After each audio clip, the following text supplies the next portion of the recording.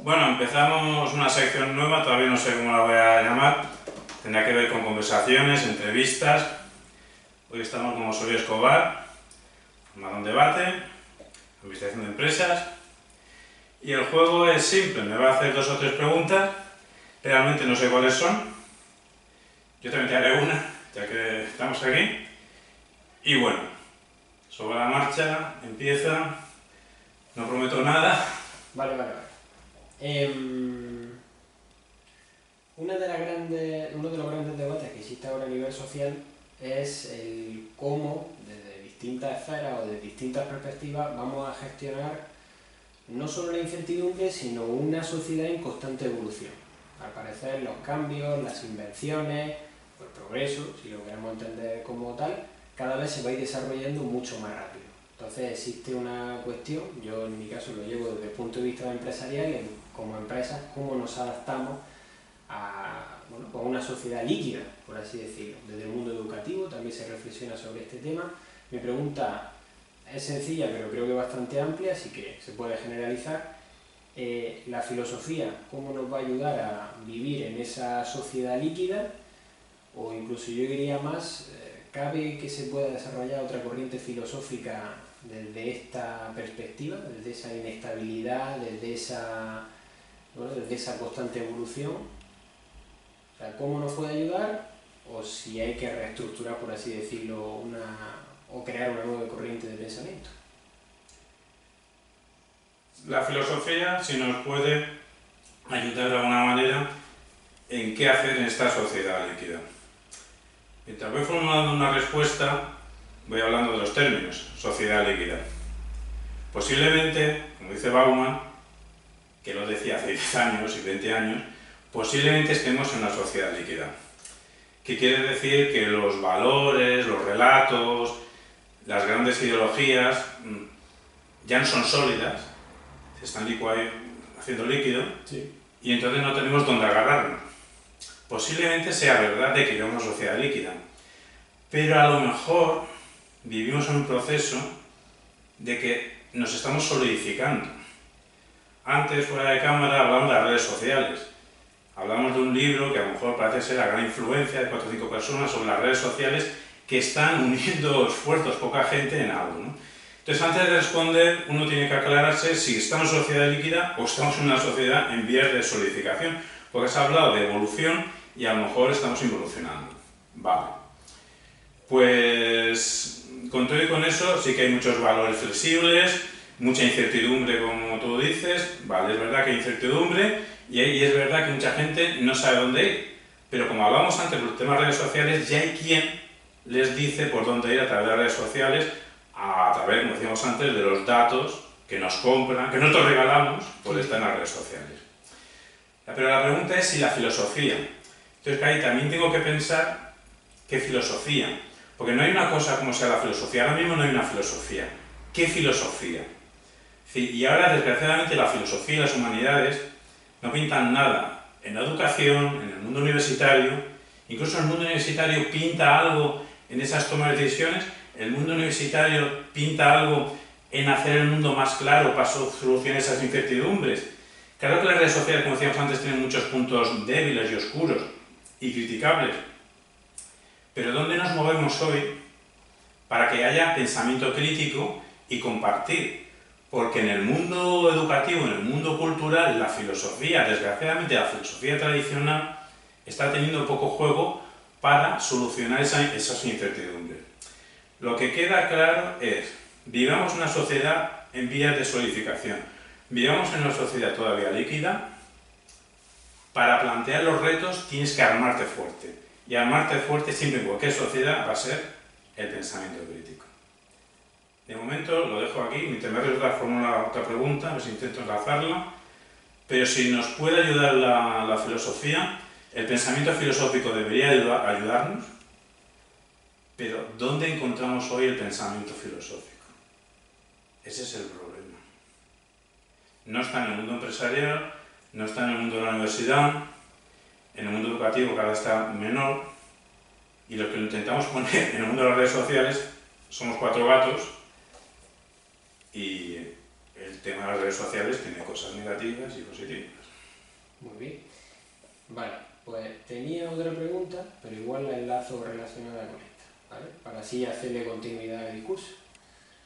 Entonces, si el pensamiento filosófico no está a la mano, por así decirlo, no está disponible en ciertos ámbitos de nuestra sociedad, entendemos que la filosofía es la forma de atraer pensamiento crítico a los distintos debates que se generan en nuestro entorno, más allá de volver a incluir o darle más protagonismo a la filosofía de nuevo, ¿cómo se moderniza la sociedad para que vuelva a resurgir de nuevo el pensamiento crítico? Ya no digo en estas, pero probablemente en las futuras generaciones. Termino y continúo. Analizando conceptos. Lo que antes no he dicho, te lo digo ahora sintéticamente. La filosofía, o quien sea bajo esa cuerda, lo que tiene que hacer es ver cuáles son los conceptos que ahora mismo nos están influyendo a todos, analizarlos y criticarlos. Y me estás preguntando, creo, que de qué manera la filosofía, qué habría que hacer, o también... Sí, un poco contesta eso la pregunta. En equipo, comunidad en equipo. Ya no un Kant no puede venir a salvarnos. Un Marx no va a venir a hacer ninguna revolución. O sea, tiene que ser una comunidad en equipo de analistas, de que uno se hace una investigación, el otro la continúa, el otro le critica, una comunidad en red. O sea, todo lo negativo que tienen las redes sociales, intentar ver lo positivo que tiene, que es el trasvase de información y la capacidad directa y rápida de que lo que yo he investigado, tú no puedas criticarlo, porque yo te los pongo y mi pensamiento ya no es como antes, que hacía un libro en 3 años y cuando ya estaba acabado, si tenía suerte una editorial me lo ponía. Ahora el proceso se va haciendo y yo mi mensaje lo puedo ir cambiando en función de las interacciones de 4, 5, 50 o 200 personas que estemos en red, sin insultarnos. Bien, vale. Sí, me toca hacer una pregunta. Los que os estáis formando, os habéis formado ya en administración de empresas, porque claro, las empresas tienen problemas, tienen retos y los solucionan, si pueden. Cuando estudiáis, analicéis casos. Sí. De cómo esas empresas han hecho bien o han hecho mal a la hora de resolver un problema concreto. Sí. Lo analicéis según los criterios. Esos criterios, ¿cómo os lo dan? Os da el profesor, os da unos libros, os da una teoría. Mi pregunta es, ¿esos criterios con los que analizáis provienen de una única escuela económica? ¿Os enseñan varias voces económicas? Buena pregunta. De hecho, nunca me había parado a reflexionar sobre el criterio, porque siempre, yo creo que muchas veces el criterio es éxito, fracaso, de una medida, de una estrategia, de un objetivo estratégico de la propia empresa. Es si alcanzamos ese objetivo, hemos tenido éxito, si no, hemos fracasado. Curiosamente, a la hora de, contra probablemente lo que se puede pensar, pero cuando analizamos un caso real de empresa, yo hablo por mí, hay un tema pendiente, y es que ante una situación crítica, evidentemente los cambios son necesarios, pero esos cambios van a afectar a muchos grupos de interés, y en concreto va a haber uno que probablemente se lleve la peor parte, que es el caso de los trabajadores. Cuando se analiza el caso, en este caso hablo por mi experiencia, muchas veces el foco se pone ahí. Aunque el criterio base es que la empresa continúe, que la empresa no quiebre, que la empresa no se caiga, porque al final creo que es la peor solución para todas las partes implicadas, que no haya solución, que la solución sea dejarla caer. Aunque el primer criterio es la necesidad de reorganizar toda la estructura para que vuelva a generar movimiento económico, el foco se pone, o el caso en concreto de empresa se engrandece cuando el equipo humano también ha resultado beneficiado de esas medidas. Y hay muchos ejemplos a lo largo de la historia, sobre todo en España, de empresas de este estilo. Empresas donde han llegado nuevos directores, con nuevas ideas, con nuevos objetivos, y ponen el foco precisamente ahí. Y donde una empresa estaba a punto de cerrar porque no era rentable, se encuentran que a la vuelta de los años probablemente hablamos de una empresa mucho más dinámica, una empresa cuyos trabajadores tienen mejores prestaciones salariales, donde el compromiso de los trabajadores es incluso mayor que antes de que se encontrasen en una situación mala. Contestando a la pregunta, el primer criterio es: se estaba en una situación crítica y se pasó a una situación favorable, tenemos fracaso o éxito, y el broche de oro a la medida, al directivo, al equipo o incluso a los accionistas se le pone cuando han conseguido crear una estructura social mucho más fuerte que la que tenían antes. Porque al final el éxito redunda en eso, en que la empresa, como una persona normal y corriente, aprenda de errores y siga avanzando. Entonces yo pondría un criterio económico, que al final es que la empresa subsista, y el broche de oro a la medida se le pone cuando el equipo humano ha salido reforzado de esa medida. Factor humano y factor económico, pero el factor económico, toda esa batería de conceptos que utilizáis, Sí. no os han explicado 20 corrientes económicas distintas. No. Y ya, te había hecho una pregunta, pero te hago dos así, Sí, lanza económico en lo tuyo. Sí. Primero, muy rápida. Pero en cuanto a corriente económica, igual no. Es que a lo mejor eso ni se ha planteado, entonces Sería incapaz. se os da por hecho de que la manera en que se os enseña, esa es la manera de hacer economía. No exactamente. De hecho, el estudiante crítico de administración y dirección de empresas ve que la corriente económica probablemente que hoy tenemos no va a ser la que subsista en el futuro. Y aunque esto todavía suene muchas veces a algo como ¿no? a la economía circular o a la economía social, aunque todo esto lleva ya años sonando, ¿no? Pero al parecer, como al final las grandes empresas siguen operando como siempre han operado, parece que esto es algo minoritario, pero realmente no lo es, principalmente porque tenemos un problema mucho mayor. Y el problema se llama una crisis medioambiental. Entonces, esa crisis medioambiental, si realmente... Que la ha producido la corriente económica imperante en los últimos 30 años. Sí, pero esa corriente económica imperante en los últimos 30 años también ha traído muchas cosas positivas, o al menos ha traído una sociedad que es como la que conocemos hoy, con sus más y sus menos, pero es la que tenemos. Quizás sea el momento de una actualización, quizás no, de hecho llegará el momento de esa actualización. El estudiante de Administración y Dirección de Empresas entiende una cosa. Primero, ya ha dejado de entender que lo único importante es el rédito económico. Eso yo creo que se dejó de entender hace mucho tiempo, pero ahora va más allá. Ahora se le exige un reto mayor. No es yo como empresario, como emprendedor voy a ofrecer una solución al mercado. No solamente eso, es que vas a tener que ofrecer soluciones al mercado que además redunden en un progreso y en un desarrollo social, ya no sea local, sino incluso en ese mismo producto a nivel internacional. Ahí está el doble reto. Se trata de hacer negocio empujando a la sociedad.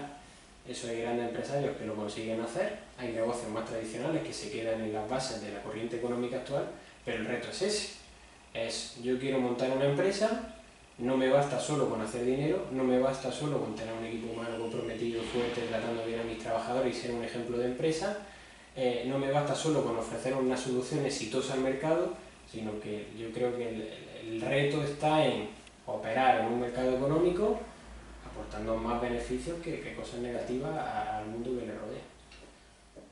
Sé que estás en esa línea, ojalá más gente estuviese en esa línea. Y toda esa formación que recibís, Administración y Dirección de Empresas, ¿crees que os lo dan como si fuese una ciencia, una tecnología, una técnica? ¿La palabra ciencia sale alguna vez? Bueno, ¿Qué es Administración y Dirección de Empresas? ¿Ciencia, técnica, tecnología? Yo creo que ¿Un saber aplicado? Yo creo que algunos de mis profesores se retorcerían cuando digo esto. Yo soy de los que piensan que la economía en sí misma es una ciencia social. No, evidentemente las finanzas son importantes, los números son importantes, pero al final la economía es el conjunto de pequeñas decisiones que tomamos miles de millones de consumidores en el mundo, y eso al final es lo que termina moviendo a los mercados. Parte de esa nueva corriente económica, esto lo aclaro como he añadido también, parte de esa corriente económica no va a depender de los emprendedores. Realmente no es que quizá antes lo haya formulado incluso mal, y mira, esta pregunta me viene bien para reforzar esta idea. No es que el empresario o el estudiante crítico de administración y gestión de empresas se dé cuenta de que tiene que empujar a la sociedad, no, es que el consumidor se lo va a exigir. Y como cualquier corriente económica de aquí hacia atrás, o incluso la que, como decíamos antes, impera en los últimos 30 años, que es a ver qué quiere el cliente para dárselo y ganar una venta o poder colocarle un producto, no, es que me va a exigir el consumidor que respete el medio ambiente, que utilice materiales procedentes de bosques sostenibles, que esa exigencia la va a tener que contestar una empresa y la va a contestar. Eso es lo que ya te pregunto, solo una cosita antes, no podemos extendernos ahora. Hablamos de mercado, etcétera, y claro, eso son palabras casi, son conceptos casi metafísicos de vete tú a saber qué es el mercado, sí, bueno, que manejáis conceptos que a veces no son tan científicos como nos gustaría para ser una ciencia social, ¿no? Sí. Y lo que tú has dicho, o sea, los consumidores podemos presionar. Antes se nombró el cambio climático, el problema medioambiental. Ni tú y yo sabemos qué va a pasar de aquí a 20 años. Esto es una cosa... ¿Pero hay influencia? Vamos a ver, esto es una cosa que se repite muchas veces y que la gente no... Yo creo que el consumidor no termina de asimilar. Hoy, como consumidores, somos más valiosos que como votantes o como pertenecientes a una comunidad en concreto. Lo que tú compras está teniendo un impacto, vamos, del 100% en la economía global y en otros temas que subyacen a esta, desde el interés social en sí mismo hasta el cambio climático. Realmente la clave o la transformación de nuestro mundo está precisamente en nuestras decisiones de compra. Cuanto más ¿Y cómo nos vamos a poner de acuerdo? Si no es a través de las denigradas redes sociales. Bueno, yo creo que a estas alturas incluso existe ya un consenso, sobre todo entre la gente joven, sobre todo en la materia del medio ambiente, en la que sabemos que en la que premiamos a un producto por unos determinados atributos y incluso rechazamos otros que no. Es un debate mucho más profundo, no se puede contestar en una sola pregunta, porque también influye una cosa, y es el precio, y por lo general las industrias tradicionales ofrecen mejores precios que una empresa que ofrezca productos que cumplen con todos los estándares que quizá el consumidor del futuro demande.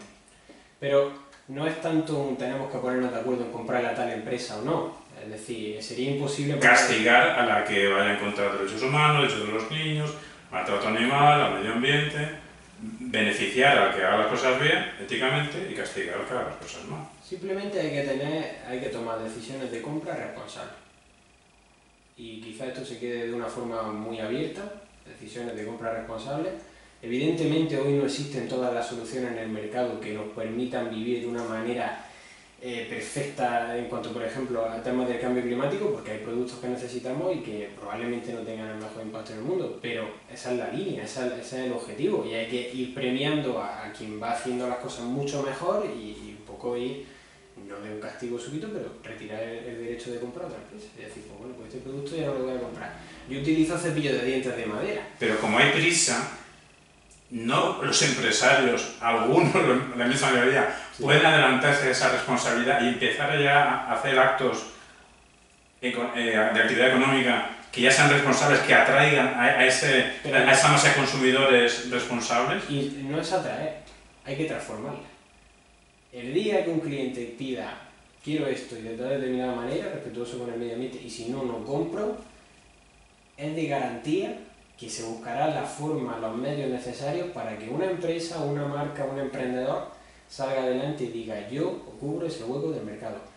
El hueco, el mercado en sí mismo, que antes decías que era un concepto muy metafísico, los mercados se pueden definir, hablo del mercado, del sector agrícola almeriense, se pueden definir, se pueden centrar más, pero el día que una masa suficiente de consumidores esté dispuesta a pagar por esto y por lo otro, probablemente haya una empresa que va a aprovechar el tirón. Y probablemente sean las empresas tradicionales que hoy conocemos y los grandes grupos empresariales. No es que vayan a resurgir empresas nuevas que lo vayan a cambiar todo, no, se adaptarán como han venido adaptándose de aquí atrás. Las grandes casas de coches, los grandes fabricantes, mejor dicho, hasta hace no mucho, no tenían solución eléctrica, hoy es un obligado. Bueno, eso es otro debate. El primer coche eléctrico es de 1905, sí, pero no había, más o menos 5 años. Pero no había ningún cliente dispuesto a pagar por un coche eléctrico. Entonces una empresa no va a producir coches eléctricos porque sí. Pero sí es cierto que ante una necesidad creciente y también una presión por parte de la administración pública de regular el tráfico en determinadas ciudades, pues me hace que tener un coche eléctrico me permita facilidades para moverme en la ciudad, estoy de acuerdo con asumo un compromiso medioambiental y quiero un coche eléctrico. Automáticamente todas las casas, todas las fabricantes de coches tienen soluciones eléctricas hoy en el mercado. Por cierto, no rentable. De momento. Sí. De momento, no rentable. Por mi parte ya cierro con una pregunta que enlaza con la tuya primera. Vale. Me has preguntado de la filosofía, qué hace, cómo podemos hacerlo. Yo te he hablado de que hace falta una comunidad de analistas, de pensadores. ¿Qué podéis aportarnos los de administraciones de empresas a los pensadores que queremos hacer 4 migas de pan para intentar pensar algo con rigor? O sea, casi, ¿qué puede aportar un estudiante de administración de una empresa a la comunidad filosófica o a los analistas o a los pensadores? Sí. Bueno, probablemente haya muchas cosas. Y yo creo que... Hombre, nosotros necesitamos datos y saberlos analizar. Por un trabajo conjunto. Sí, evidentemente. Evidentemente todas las ciencias terminarán trabajando juntas. No se entiende ya una ciencia sin otra, y hablo de cualquier tipo de perspectiva. Pero, ¿qué podemos aportar? Bueno, yo creo que la parte en la que... Mientras piensa, nosotros podemos aportaros a vosotros, poner delante de los ojos los conceptos que utilizáis y a lo mejor sabéis que lo utilizáis, pero no habéis dado cuenta de la trascendencia o no trascendencia que tienen, ¿no? Sí, eso puede. Sí, ¿Y con qué no lo podéis pagar? De hecho, la pregunta que yo lanzaba al principio venía precisamente por todos estos libros y todos estos artículos que salen hoy, que son por así decirlo, carne de lectura de empresario o de emprendedor, de cómo me muevo en una sociedad en la que todo cambia tan deprisa. Necesito saber qué debo hacer, cómo debo pensar. Esa es la clave. Y también... El qué hacer es la pregunta típica de Lenin. Bueno, simplemente cualquier cosa. No, si no se puede subir. Es que a ver si el empresario tiene que tener base comunidad. No. Pero bueno, ¿qué hacer? Sí, ¿qué? No, más que qué hacer, cómo pensar. Cómo pensar. Y hay empresas hoy que lo han descubierto y lo hacen extraordinariamente bien. Pero sobre todo falta mucha reflexión y sobre todo falta mucho pensamiento crítico. Y falta mucho pensamiento crítico a la hora de comprar. Y el consumidor tiene que ser más crítico y tiene que saber exactamente qué está comprando y qué impacto que tiene ese producto en la sociedad. El tema medioambiental es el más cercano, el más evidente, el que está en boca de todo ahora mismo, y tiene que conocer que un determinado producto está suponiendo un coste medioambiental altísimo. Y aunque a él le esté costando unos cuantos céntimos, el coste que eso está suponiendo para la naturaleza es grave. Y tiene que empezar a pensar si le merece la pena comprar ese producto o no. Y poco a poco irán saliendo soluciones que... Lo que tampoco se le puede pedir a todos los empresarios es que cambiemos el chip de la noche a la mañana, porque sí. Es que hay prisa, ¿eh? Sí, por supuesto. Pero hay prisa, pero la empresa responde ante sus clientes. Y mientras los clientes no terminen de poner, por así decirlo, ya no tuerzo mi brazo más, entonces cuando la empresa reaccionará. Entonces, los pensadores, que te incluyo, ¿hacia quién mandamos el mensaje? ¿A los consumidores o a los empresarios? No, a los dos, al final los dos. Pero insisto, hay un cambio en la forma de pensar de los empresarios, eso es evidente y eso es gratificante. Entiendo que hay mucha prisa, sobre todo en cuanto a muchos temas, pero como decimos, también igual hoy vemos que no llegamos, pero también los cambios se van sucediendo. Sin ir más lejos, hoy ya tenemos en el mercado fundas para móviles que son biodegradables. La industria del plástico, bueno, pues tiene sus efectos sobre el medio ambiente, pues hoy ya tenemos una funda que, bueno, pues que se puede deshacer en un océano, incluso se puede sembrar. Claro, esa funda tiene un precio, entonces el consumidor tiene que estar dispuesto a pagarlo. Y una pequeña duda que antes has dicho, que si un profesor tuyo te oye decir que la economía es más una ciencia social, que se sorprendería. ¿Te refieres a que se sorprendería por el toque social? ¿Por lo social o por...? No, porque bueno, la economía al final, los expertos en economía, y en mi caso yo soy estudiante de administración y dirección de empresas, pero los economistas evidentemente no la limitan solo a un estudio social, ni mucho menos psicológico de cómo nos comportamos. Existen un montón de factores que construyen esa ciencia. Cuando me refiero a ciencia social, yo es que la limito claramente a casi una ciencia impredecible en muchos casos, como se puede percibir. Es que otros nos sorprenderíamos no por lo de social, Mm. sino por lo de ciencia. Es que intentar que Porque sea... porque a lo mejor no puede prever tanto. Bueno, Pero bueno, eso lo igual dejamos. que igual que las propias humanidades tienen un poquito de cada cosa. Y la economía es necesario su estudio, es necesario su seguimiento, es necesario su investigación, y de hecho, bueno, sí, se la considera una ciencia como tal, y lo es, pero yo siempre la llevo más al plano social porque al final lo que veo es que hay un punto que es impredecible, y ese punto impredecible es precisamente las decisiones de compra que tomamos usted, y que tomamos yo, y que toma el resto de personas. Y por eso es impredecible, porque de vez en cuando nos da por comprar algo y se vuelve de moda y un sector tiene más interés que otro. Y bueno, y luego la economía no deja de ser una ciencia que también se ve afectada por otros muchos factores. Y de ahí el hecho de que sea también impredecible. La política afecta y el resto de las ciencias también. Pues nada, José Luis, yo creo que por esta primera conversación grabada que hemos tenido, la damos finalizada. Habían hecho 2 o 3, pero para que hagas una tercera que no tenga nada con el tema, o cerramos ya, o si me preguntas algo que tenga que ver, porque para que, como todo ha tenido un cierto sentido... Podemos cerrar muy rápido. Yo creo que ya casi más en las conversaciones que solemos tener... Esto está grabando todavía, ¿eh? Sí. Creo que tanto consumidores como empresarios o como futuros emprendedores estamos un poco perdidos.